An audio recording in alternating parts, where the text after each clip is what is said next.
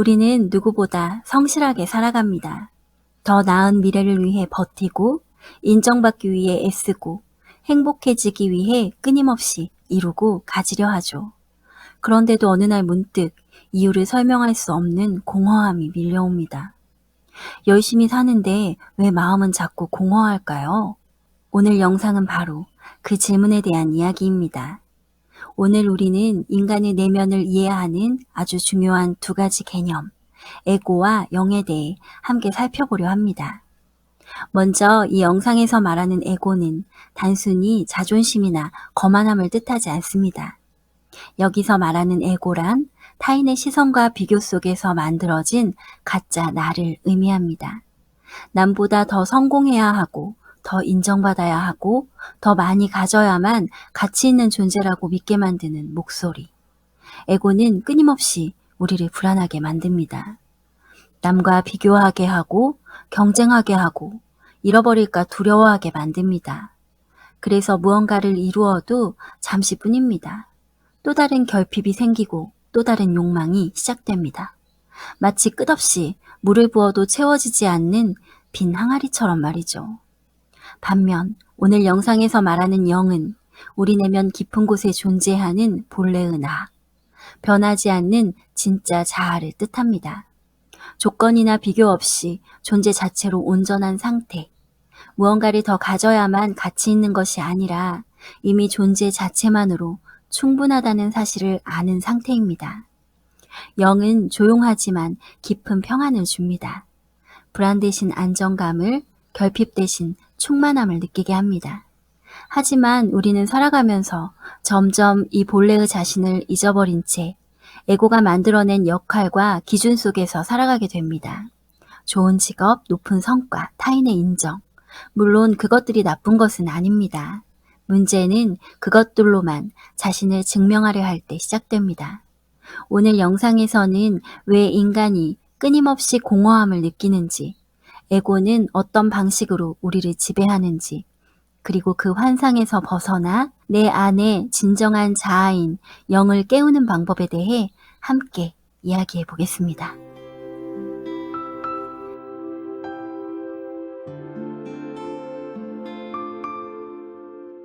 에고는 말합니다. 너는 고작 이 육체일 뿐이고 영원하지 않아. 하지만 영은 선언합니다. 너는 존재의 근원과 똑같이 무한한 존재야.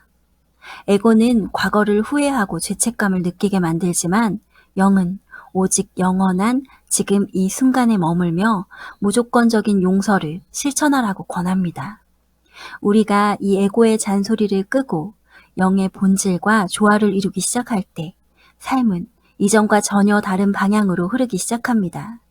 내 안에 무언가를 향한 순수한 흥미와 설렘이 생겼다면 그것은 이미 당신의 영혼이 너는 할 수 있어 라고 보내는 신성한 영감의 증거입니다. 인생에 실패는 없습니다. 오직 더 높은 곳으로 가기 위한 과정이 있었을 뿐입니다. 지금부터 책 속 문장을 통해 우리가 왜 공허했는지 조금 더 깊이 들여다보겠습니다.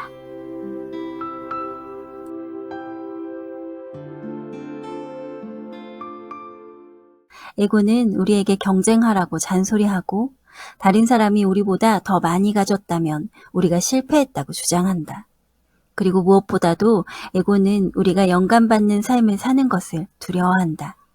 왜냐하면 우리가 영 안에 머물수록 우리는 에고가 필요 없기 때문이다.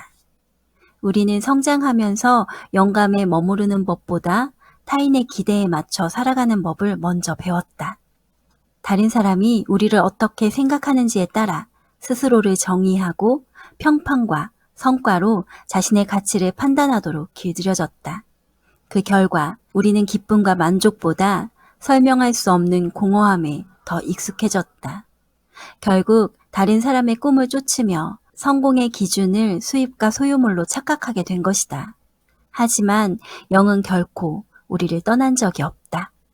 지금 이 순간에도 우리 안에 살아있다. 에고는 말한다. 당신은 육체다. 언젠가 사라질 존재다. 그러나 영은 말한다. 당신은 나와 같다. 당신의 본질은 결코 사라지지 않는다. 노자는 인간의 변하지 않는 존재라고 말했다. 우리가 경험하는 모든 것은 형태만 바뀔 뿐 완전히 사라지는 것은 아니다. 에고는 지구에서의 삶만을 생각하기 때문에 우리 몸을 포함하여 우리가 경험하는 모든 것이 영에 의해 재활용되기 위해 먼지로 되돌아간다는 의식을 에고는 하지 못하는 것이다. 에고는 말한다. 당신의 생각은 매우 중요하다.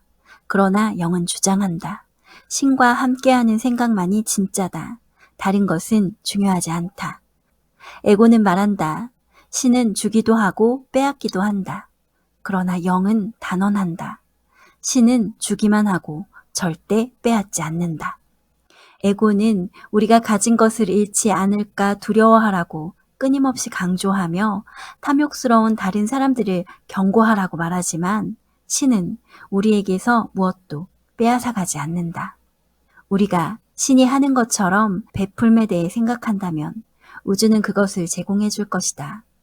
반대로 우리가 빼앗기는 것에 대해 생각한다면 우리는 바로 빼앗기는 것을 끌어당길 것이다. 우리는 우리가 생각하는 대로 되기 때문이다. 에고는 말한다. 선과 악이 있다. 그러나 영은 주장한다. 판단할 것은 없다. 왜냐하면 애초부터 그것은 실제가 아니기 때문이다. 에고를 받아들인다는 것은 선과 악의 관점에서 판단하는데 동의한다는 뜻과 같다. 에고는 사랑과 증오를 개인에게 향하게 한다. 그러나 영의 사랑은 특정한 누군가만을 향하지 않으며 모든 것을 포괄한다. 그것은 모든 존재를 있는 그대로 바라보는 사랑이다. 에고는 어떤 일부를 사랑하고 다른 많은 사람에게 무관심하라 말한다.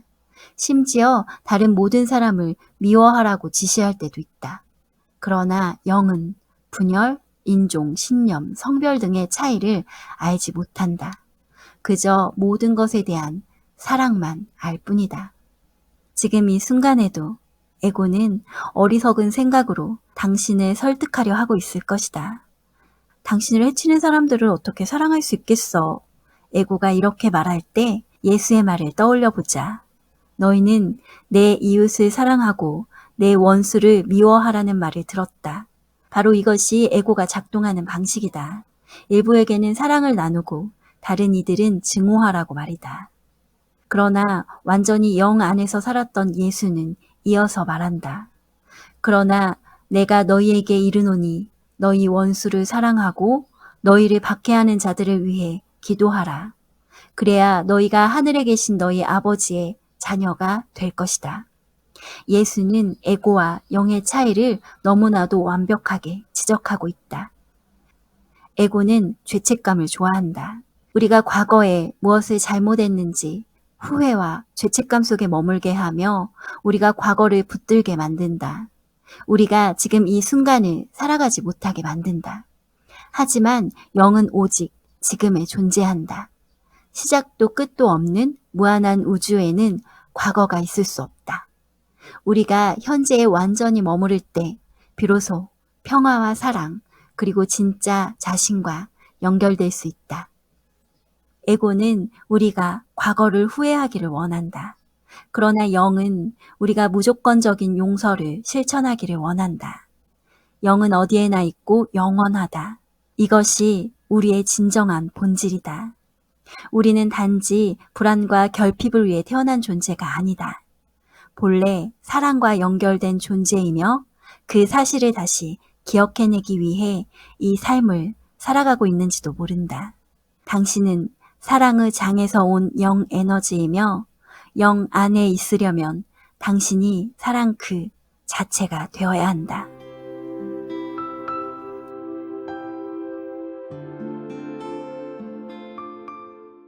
우리가 그토록 치열하게 살아가면서도 공허했던 이유, 어쩌면 그것은 내 마음이 원하는 삶보다 타인의 시선과 기준에 더 맞추며 살아왔기 때문인지도 모릅니다.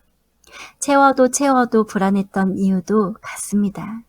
가짜 나를 만족시키기 위해 애쓰는 동안 정작 진짜 나는 점점 지쳐가고 있었던 거죠. 웨인 다이어는 이 책을 통해 아주 중요한 사실을 이야기합니다. 우리 안에는 불안과 비교에 흔들리는 에고만 있는 것이 아니라 그보다 더 깊고 조용한 본래의 내가 존재한다고. 영은 끊임없이 말합니다. 지금의 당신도 충분하다고. 과거의 실수보다 지금 이 순간이 더 중요하다고. 두려움보다 사랑을 선택할 수 있다고. 우리가 잠시 멈춰 내면의 조용한 목소리에 귀 기울이기 시작할 때 삶은 조금씩 달라지기 시작합니다. 불안만 가득했던 하루에도 평온이 찾아오고 끊임없이 부족하다고 느끼던 마음에도 작은 충만함이 스며들기 시작합니다. 어쩌면 우리가 평생 찾아 헤매던 것은 더 많은 성공이나 인정이 아니라 본래의 나 자신으로 돌아가는 일이었는지도 모릅니다. 그렇다면 어떻게 해야 에고의 불안이 아니라 내면의 평온과 흐름 속에서 살아갈 수 있을까요? 다음 이야기에서는 왜 어떤 사람은 애쓰지 않아도 삶이 자연스럽게 풀리는가? 그 흐름의 원리에 대해 함께 이야기해 보겠습니다.